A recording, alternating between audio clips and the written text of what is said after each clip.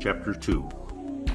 The TV van accelerates past me. It squeals to a stop just beyond the point where the path meets the sidewalk. A second van swings into a driveway, backs out, and speeds off in the opposite direction. It's heading for the other end of the Perp Walk link to catch me on camera coming out, or even better, disappearing en route. The first camera crew is setting up just past the Perp Walk mouth. A woman snaps a mic cord like it is snagged on something important. She primps. If I get within range of the Perp Walk, I'll be photographed or videotaped, and that will be interpreted as me trying to travel through time, trying to reconstitute my botched life, doing exactly what they hoped I would do. I turn around and head back south. "The house is that way," they all call to me. Rick Dawkins falls in step beside me. "Want a lift?" he asks. Every step takes me farther from home. "No questions," I say. "Deal." We run for his car. He speeds north on Chapman. At a street where we should turn left, Rick Dawkins goes right. "Hey," I say, throwing them off. He turns left on Holt Street. "They know where you live," he says. "I'm planting seeds of doubt." I don't say anything. "Like Johnny Appleseed," he adds. Still I say nothing. "Isn't that the Waters house?" he asks innocently as we blow by it. Of course it is. My daughter is forbidden by court order to come within 500 feet of Corey Waters or his home.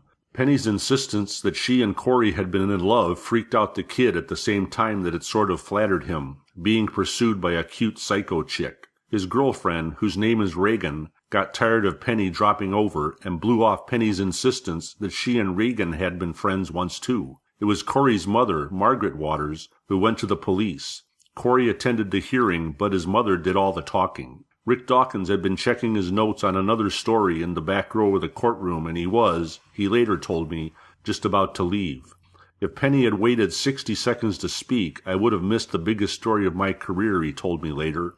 Like Robert Redford getting up to leave just before Watergate broke. Then Penny was asked her witness of the events that Margaret Waters claimed amounted to the stalking of her son. I was present to show support for my daughter, but I was curious, too, about her take on the time that we had both lived through.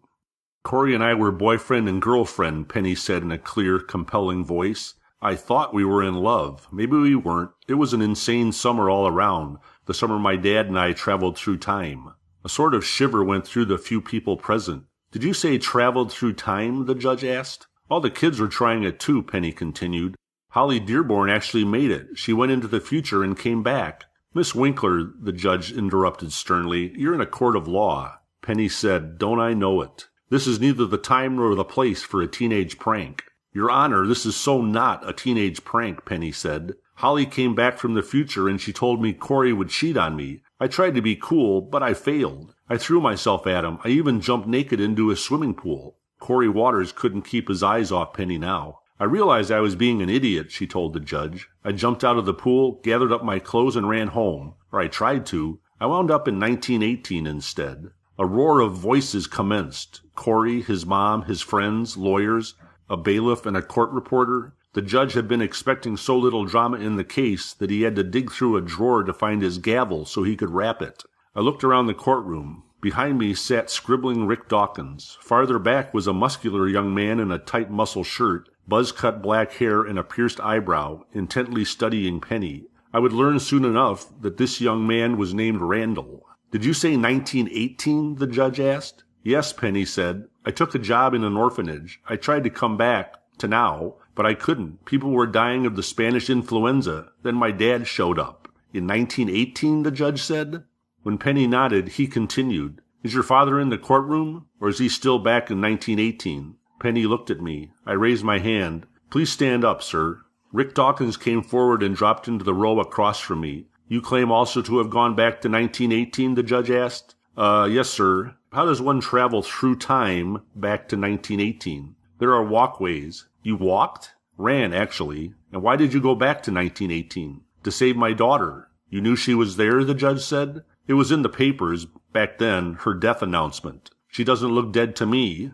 "No, she got back in time, before she caught the flu." "Lucky for her," the judge said. "Yes, sir." "So you see her death notice in the 1918 paper, and then you just go to 1918, the judge said. "How does that work?" "I seem to go where I need to go." "Down special sidewalks," the judge said. I nodded. "And where are these special sidewalks?" "In Euclid Heights, the east side of Euclid Heights specifically." "Specifically?" the judge repeated. At last he bade me sit. Continue, he told Penny. So, I was in 1918 and my father showed up, she said. There was a sheriff, back then. He owned the orphanage where I worked. His grandson was my dad's, was supposed to be, my dad's big mortal enemy. The sheriff wanted me to stay. I was good with the kids. Later, he got a little creepy. Creepy, the judge said. Penny nodded. He was a lot older than I am, she said, even in 1918. I see, the judge said. So I came home. Back, Penny said. By running, the judge asked. Penny nodded. And then what happened, he asked. Everything had changed, she said, her voice catching so faintly only I noticed. My dad was married to someone else. My real mom didn't know me. She'd had kids, just not me. My uncle, who'd been brain damaged, wasn't. And Corey, none of my friends knew who I was. The judge addressed me. Mr. Winkler, what became of your mortal enemy? He doesn't exist, Your Honor. Did you do something to his grandfather in 1918? I talked to him. I probably shouldn't have. Probably, the judge said. Your presence in the past altered events, and now a person doesn't exist in the present. Yes, sir, I guess so, although there's no proof that, the judge interrupted me. Your daughter doesn't exist either. She does to me. Fortunately for me and this court and our entire system of justice, but mostly for me, he said, the fantasy you have spun here doesn't require a ruling by me. As to the matter before us, for whatever reason Penny Winkler can't stay away from this young man. It is her misfortune that he does not desire her attentions. That is his right. Ms. Winkler is hereby ordered by this court to not phone, mail, email, text, IM, smoke signal, telegraph, semaphore, correspond with, speak to, or in any way address Corey Waters. Furthermore, she is forbidden to approach within 500 feet of his person, whether at home, in school, at the mall, at some awesome party, or on the public way. If she wishes to go back or ahead in time alone or with her father and alter the dynamics of the relationship so Corey, again, wants to be in her presence, I wish them both the best of luck. He rapped his gavel once sharply, ending the legal proceeding and beginning our present ordeal.